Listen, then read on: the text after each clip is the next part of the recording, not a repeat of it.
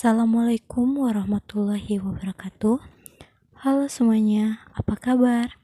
Semoga semuanya dalam keadaan sehat walafiat ya. Amin ya Allah ya Rabbal Alamin. Oke, sebelum mulai pematerian kali ini, marilah kita sama-sama berdoa terlebih dahulu.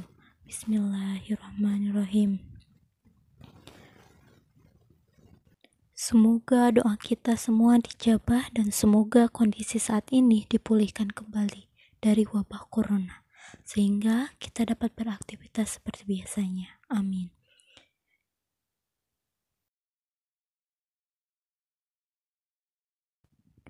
Pada kesempatan kali ini, saya akan mengajak teman-teman semua untuk mengenal lebih dekat tentang bimbingan dan konseling. Apa sih bimbingan dan konseling? Mari kita kupas dari kata per katanya. Yang pertama yaitu bimbingan. Bimbingan ini adalah proses membantu individu untuk mencapai perkembangan yang optimal. Proses membantu ini merupakan suatu hal yang tidak ada unsur paksaannya. Tujuan dari bimbingan ini adalah agar individu mampu merencanakan kegiatan penyelesaian studinya. Yang kedua, mengembangkan seluruh potensi dan kekuatan yang dimiliki seoptimal mungkin. Ketiga, menyesuaikan diri dengan lingkungan pendidikan dan sekitarnya. Yang keempat, mengatasi hambatan serta kesulitan yang dihadapinya.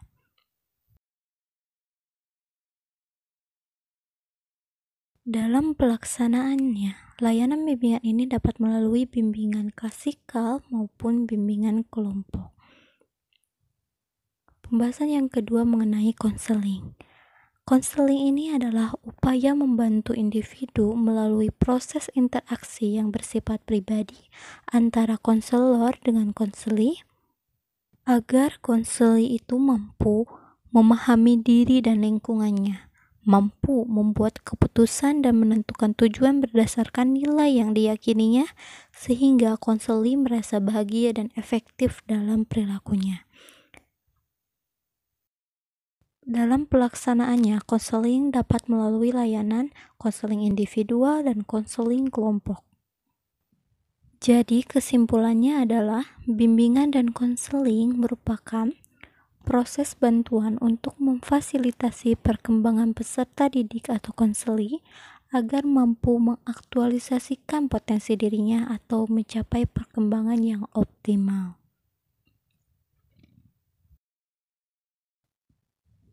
Berikut ini adalah tujuan bimbingan dan konseling. Yang pertama, aspek pribadi sosial. Yang kedua, belajar. Yang ketiga, karir. Pertama, pribadi sosial. Tujuan bimbingan dan konseling yang terkait dengan aspek pribadi sosial konseli adalah sebagai berikut. Yang pertama yaitu memiliki komitmen yang kuat dalam mengamalkan nilai-nilai keimanan dan ketakwaan kepada Tuhan Yang Maha Esa, baik dalam kehidupan pribadi, keluarga, pergaulan dengan teman sebaya, sekolah atau madrasah, tempat kerja maupun masyarakat pada umumnya. Yang kedua yaitu memiliki sikap toleransi terhadap umat beragama lain dengan saling menghormati dan memelihara hak dan kewajiban masing-masing. Yang ketiga adalah memiliki pemahaman tentang irama kehidupan yang bersifat fluktuatif antara yang menyenangkan dan yang tidak menyenangkan. Yang keempat adalah memiliki pemahaman dan penerimaan diri secara objektif. Yang kelima adalah sikap positif atau respek terhadap diri sendiri maupun dengan orang lain.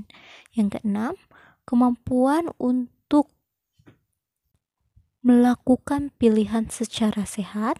Yang ketujuh adalah bersikap respek terhadap orang lain. Yang kedelapan adalah rasa tanggung jawab. Yang kesembilan memiliki kemampuan berinteraksi sosial. Yang kesepuluh adalah kemampuan dalam menyelesaikan konflik. Yang kesebelas adalah kemampuan untuk mengambil keputusan secara efektif.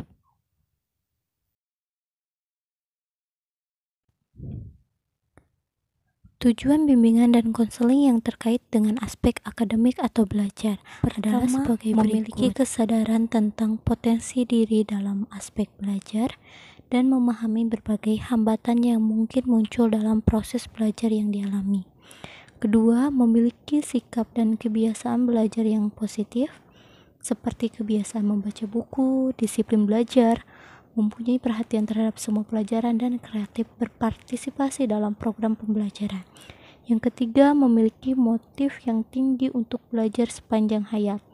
Yang keempat, memiliki keterampilan atau teknik belajar yang efektif, seperti membaca buku seperti apa, terus menggunakan kamusnya seperti apa, mencatat pelajarannya, dan sebagainya.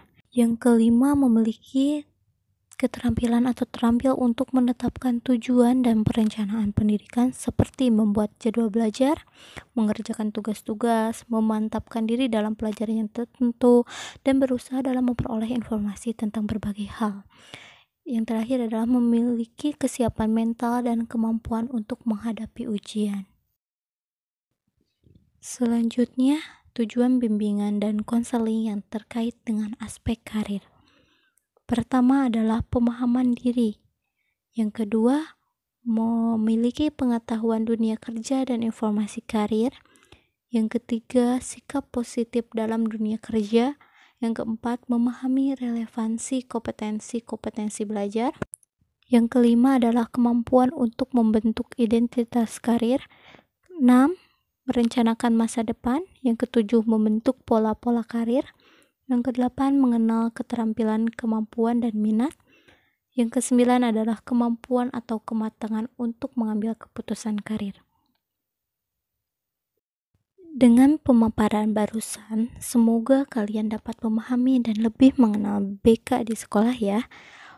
Tidak usah takut dan tidak usah sungkan untuk datang ke ruang BK. Karena kalian bisa berkonsultasi kepada guru BK terkait hal kelanjutan studi atau kuliah, kemudian hambatan belajar, maupun tentang asmara kalian. Walaupun dalam masa pandemi ini, kalian masih bisa loh konsultasi dengan guru BK, yaitu secara online ya.